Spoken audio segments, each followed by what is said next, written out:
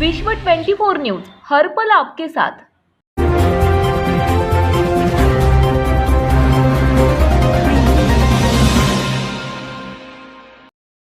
आजची सर्वात मोठी ब्रेकिंग न्यूज।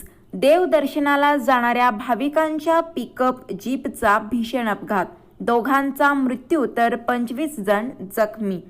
अहमदनगर येथून खोपोली येथील गगनगिरी महाराज मठ या ठिकाणी देवदर्शनाकरता भाविकांना घेऊन जाणाऱ्या पिकअप जीपच्या चालकाचे गाडीवरील नियंत्रण सुटल्याने भीषण अपघात झाला आहे।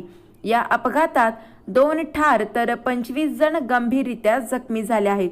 यामध्ये पुरुष, महिला आणि लहान मुलांचा समावेश आहे।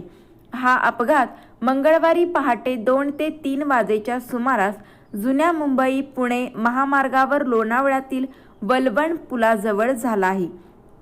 पिकअप वाहन चालक संदीप ज्ञानदेव भालके वय 41 राहणार कोठे बुद्रुक संगमनेर अहमदनगर आणि दीपक सुभाष कडाळे वय 18 राहणार पिंपळदरी अकोले अहमदनगर असे अपघातात मृत्यू झालेल्यांची नावे आहेत।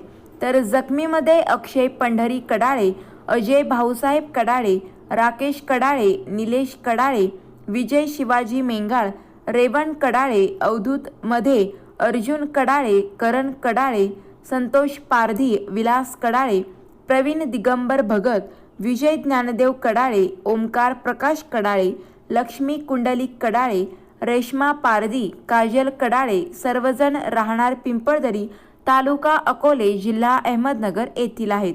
अमोल सावळेराम दुधवडे राहणार कर्जुले पठार संगमनेर अहमदनगर, करण सुदाम उघडे वय 19 राहणार गुंजाळवाडी संगमनेर अहमदनगर तसेच इतर 5 महिला आणि 5 लहान मुले यांचा समावेश आहे।